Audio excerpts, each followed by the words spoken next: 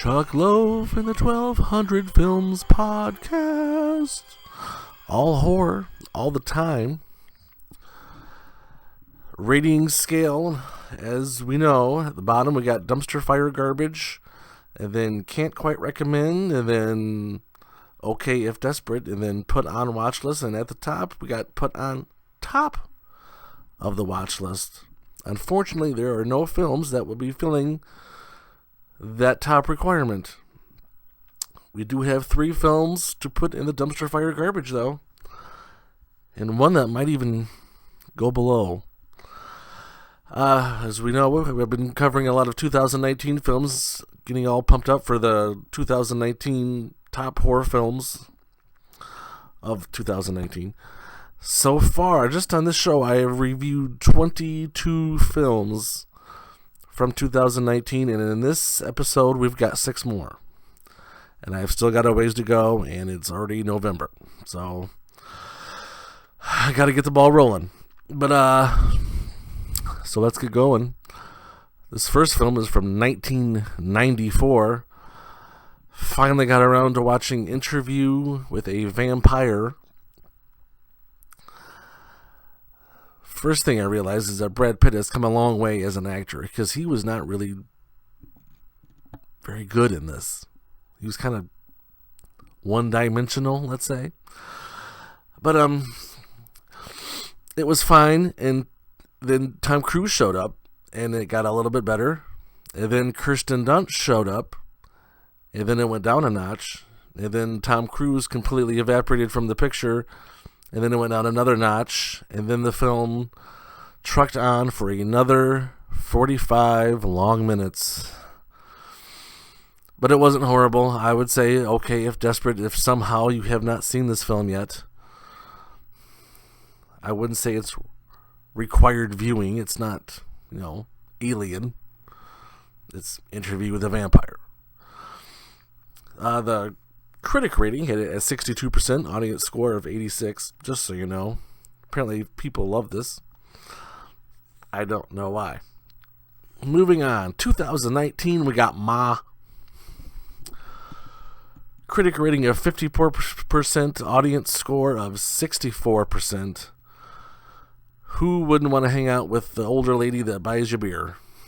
That's what this film is.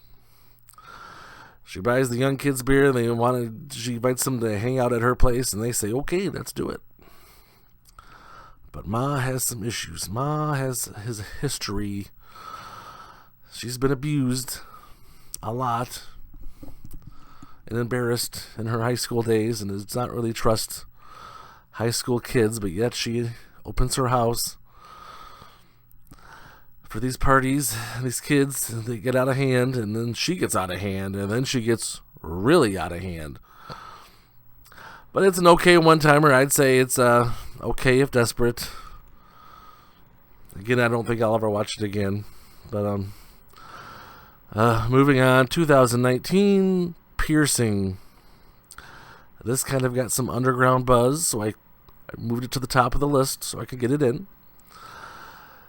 Critic rating of 72%, audience score of 45. I am with the audience on this one. You don't know why it's called Piercing until the final moments, but by then you don't really care, because you're waiting for something to happen and it doesn't. Not really, anyway. This guy who's in this marriage, he has urges to be a serial killer, so he decides to finally go through with it and rents this room and invites this hooker over. It's a high-paid hooker. And he spends a lot of time, this is probably a good 20 minutes of the movie, if not more, of just him rehearsing what he's going to do. I'm going to strangle her this, and then tie her up in this, and then do this, and stab her here, and this. But nothing goes as planned, because this hooker is weird. And then they end up going back to her place. And yeah, nothing happens. Dumpster, fire, garbage.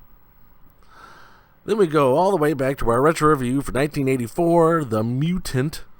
Or I think it's just Mutant. I put in The Mutant and nothing came up on Rotten Tomatoes because they're stingy about everything. You put an extra the or an A or spell anything wrong, it does not show up. You got to put everything exactly right. That website is helpful, but it's stupid. Mutant, no critic rating, audience score of 33%. Basically, these brothers are on a road trip to get away from the big cities, so they go out in the middle of boondocks. And their car crashes because they were run off the road by hillbillies. You know, who hasn't experienced of that?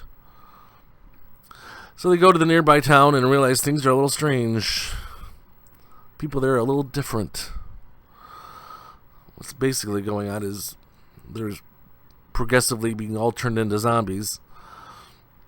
So the funny thing I noticed was when the one of the brothers started fighting back against the zombies, he would shoot the zombies. And each time the first bullet would do nothing. Second bullet killed him.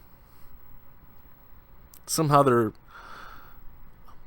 completely take that first bullet, no problem. Second bullet, done. They're dead. But it was silly and it's old. It has not dated well. I would say can't quite recommend, even though I love 80s films. This was not great. Then we go back to 2019 for Pet Sematary, the remake of the 80s classic, which I loved. Critic rating of 57%, audience score way down at 34%. I didn't think it was that bad. Jeez. Some of the things they switched around I thought was fine. I liked how the kid was confused after first being brought back from the dead. That was kind of cool, and it made sense. It was a good twist. A good addition they made from the original. He wasn't just just wasn't immediately evil. And the cat got a bigger role in this film. And John Lithgow was great as the old neighbor. But the ending was rushed. Just as it was getting going, it was bam, bam, bam. Credits rolling, it's over. It needed another 5 minutes. Give it another 5 minutes to play it out. But it's okay if desperate. Again, I don't think I'll be in any rush to watch it again, though. But, gosh, now we got some dumpster fire garbage. Here we go. 2019 Child's Play. Critic rating of 63%. Audience score of 57%. And the reason I hate this movie is because the setup is so stupid.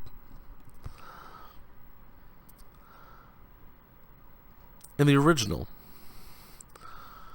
Chucky was possessed by the spirit of a serial killer who was dying. That was far-fetched, but hey, it made sense to why Chucky was evil. In this one, there's no possession going on. It's just one upset worker making these Chucky dolls just decided not to check off a couple of the default settings, and voila, you got Charles Manson. Seriously? You would think the company that made these dolls would know this and say, hey, someone would go to the CEO and say, hey, we got these dolls, but if we don't alter these default settings, we're going to have hundreds of thousands little Charles Mansons running around. So we have to make sure we manually check and adjust these default settings, or else, So, of course, one guy doesn't check off the default settings, and we got, a killer on the loose. Not just a killer doll, but a killer doll that control all electronics. Just like that stupid Echo machine. Echo, please turn on the lamp. A lot of people have this nowadays. Echo, turn on the lamp. If I want my lamp turned on, you know what I'll do? I'll turn it on with my hand. I'll turn the little switch and it's on. I don't need some stupid machine to do it for me. Lazy ass. So basically, this doll is just a killer for no reason, just because it was programmed weird. And he gets too attached to, what's the kid's name? God darn it. Andy.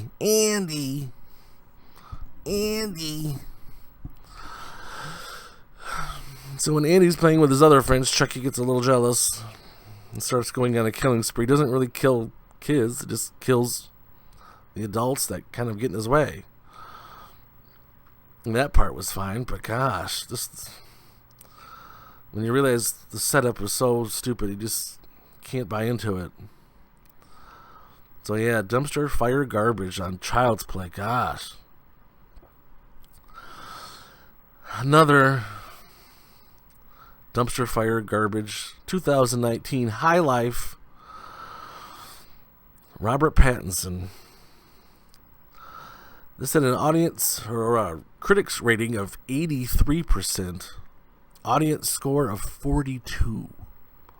I'm with the audience on this one as well.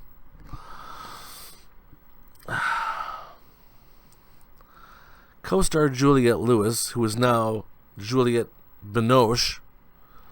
It's a good career move. Change your last name halfway through your career. You ever hear of a hyphen, bitch?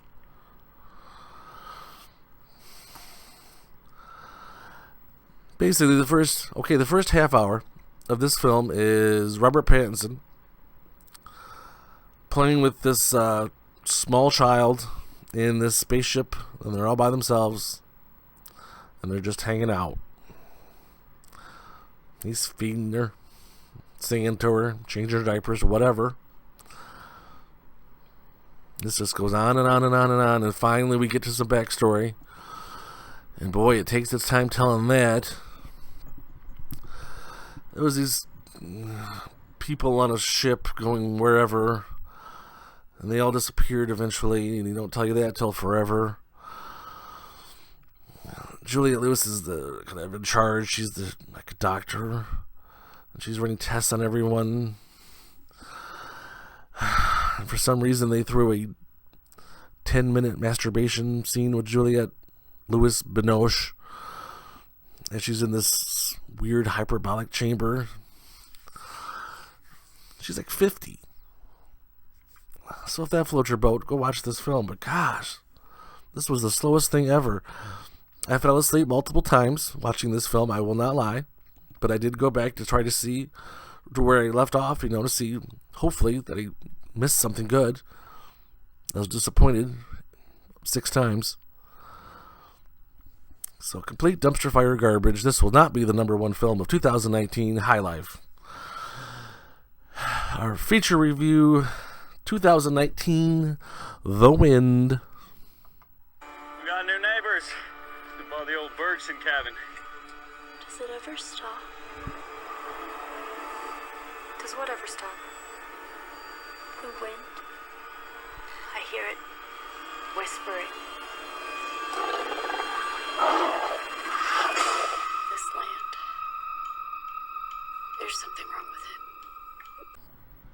it. The Wind, 2019, critic rating 81%, audience score 53%. I will be honest, when I watched this film, I did not think it would be the feature review of my episode, but by default, because there was so much diarrhea, it kind of becomes the de facto feature review. So, it's another possession film, which are a dime a dozen, I've said many times in the show, unless it's done really well. And this took it in a different direction. This family, this husband-wife, it's set in, 1802.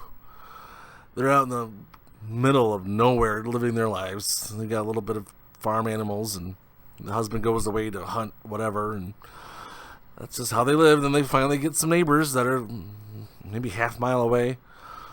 They're another younger couple, and they're doing the same thing. And then one of them becomes possessed. And then, the demon starts kind of creeping around. You don't ever really get to see the demon. It just kind of, Exorcist-like. You just kind of know it's there because it's what it's doing. So that makes it kind of creepy. Especially because it happened when the woman was by herself. The man was out doing whatever, hunting or getting goods or bartering or who knows what he was doing in 1806. So then this demon starts messing with her, then eventually possesses, not her, but eventually possesses the neighbors. So then they try to help him and things just go awry. But the mood was eerie throughout this film. That's what carried it. It was never like comfortable. It was always something bad's gonna happen. I could tell it's gonna happen because it's setting up for it to happen. And then you kind of wait. Oh Jesus! So yeah, I can't even put this on top of the watch list, even though it's my feature review. I'd just say put it on the watch list, and there's really no rush to get to it. It barely made that level. But yeah, by default, going back to the Child's Play review, by default, it just happens to be our feature review. But yeah, it was a nice little film. Will it make the top 10 of the year? Will it make honorable mention? Coming on next episode, I was going to do Brain Dead on this one, but I kind of had to push it out of the way to make room for High Life, because I had to make sure I reviewed that as soon as possible. But on the next one, we'll review Brain Dead movie. Then we got Something. And then we got Glass. And then we got another old movie, Dead Pit.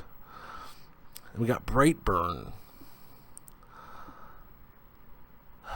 Not sure about the superhero thing, because I've always kind of sworn off superhero films for the most part, but I've heard he's an anti-superhero, so we'll give it a whirl. Then we got Haunt.